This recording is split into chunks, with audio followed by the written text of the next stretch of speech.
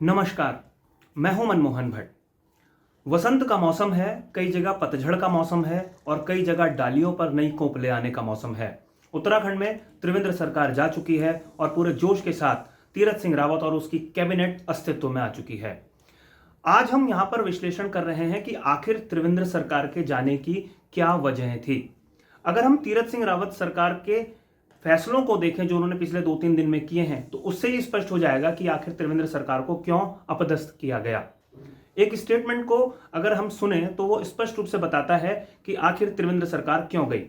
तीरथ सिंह रावत ने एक स्टेटमेंट दिया कि सरकार का काम जनता को लाभ देना है, उसकी समस्याओं का हल करना है, ना कि जनता को कष्टों में डालना।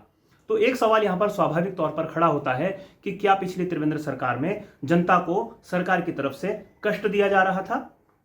इन सवालों का, इन प्रश्नों का हम विश्लेषण आज करने जा रहे हैं। तीरथ सिंह रावत ने एक बड़ा फैसला किया, त्रिवेंद्र सरकार के फैसले को पलटा।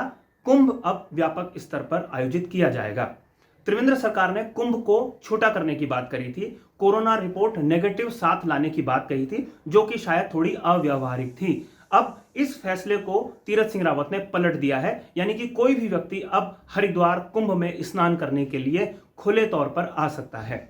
हरिद्वार और उसके आसपास की पूरी अर्थव्यवस्था कुंभ या दूसरे पर्व स्नानों पर ही आधारित होती है। ऐसे में जब त्रिवेंद्र सरकार ने कुंभ को छोटा करने की बात करी तो हरिद्वार में व्यापारियों में इसका बड़ा रोष हुआ, इस फैसले की कड़ी आलोचना हुई। तीरथ सिंह रावत ने इस फैसले को पलटकर यह संदेश दिया है कि जनता के साथ ही तीरथ सिंह रावत की सरकार खड़ी हुई है। त्रिवेंद्र सरकार का एक और विवादास्पद फैसला था जिसमें उसने तीर्थ पुरोहितों के हक हकूकों या उनके अधिकारों को एक तरीके से नियंत्रित करने की कोशिश की। वो फैसला था देवस्थानम बोर्ड का। सरकार ने उत्तराखंड के 50 से ज्यादा मंदिरों को सीधे अपने नियंत्रण में लेने की कोशिश की। इस फैसले का जबरदस्त तरीके से विरोध पूरे पहाड़ भर में हुआ, लेकिन लगातार बातचीत के बाद भी त्रिवेंद्र सरकार ने अपने फैसले को नहीं बदला।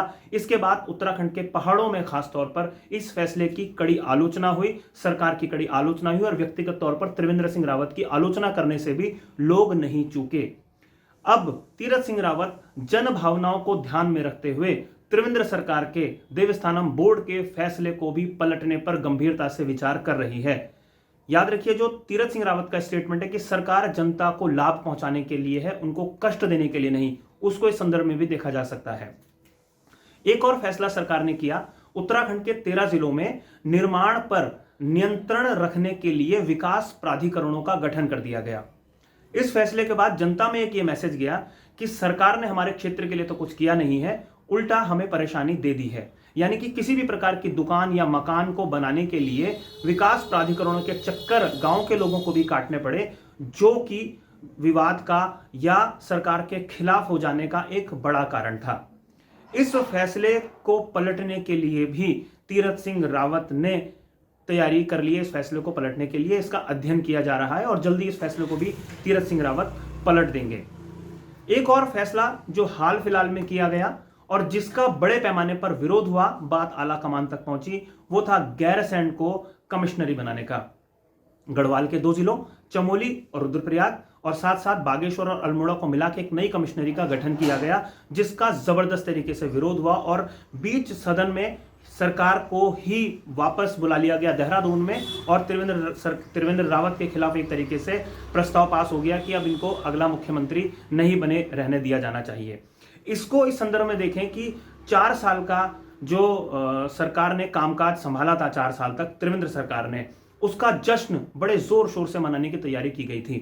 करोड़ों रुपए खर्च भी कर दिए गए थे, तमाम तरीके की प्लानिंग कर दी गई थी, लेकिन केंद्र ने त्रिवेंद्र को यह मौका नहीं दिया कि वो 4 साल का जश्न बहुत भव्य तरीके से मना सकें। कई लोग ये सवाल पूछते हैं कि आखिर अगर जश्न मना देती तो सरकार तो बीजेपी की है, लेकिन अगर त्रिवेंद्र रावत जश्न मना देते अपने विधायकों के साथ तो ये कैसे कहा जाता कि त्रिवेंद्र सरकार के कुछ ऐसे अलोकप्रिय फैसले थे जिसकी वजह से न सिर्फ त्रिवेंद्र रावत की, उनकी कैबिनेट की, न उनकी सरकार की, बल्कि पूरी भारतीय जनता पार्टी की किरकिरी पूरे प्रदेश भर में हुई है। आप भी अगर कोई सुझाव देना चाहते हैं तो हमें कमेंट बॉक्स में अपने सुझाव जरूर दें कि आप किस तरीके का विश्लेषण, किस तरीके की बातें और ज्यादा सुनना या देखना पसंद करते हैं। धन्यवाद।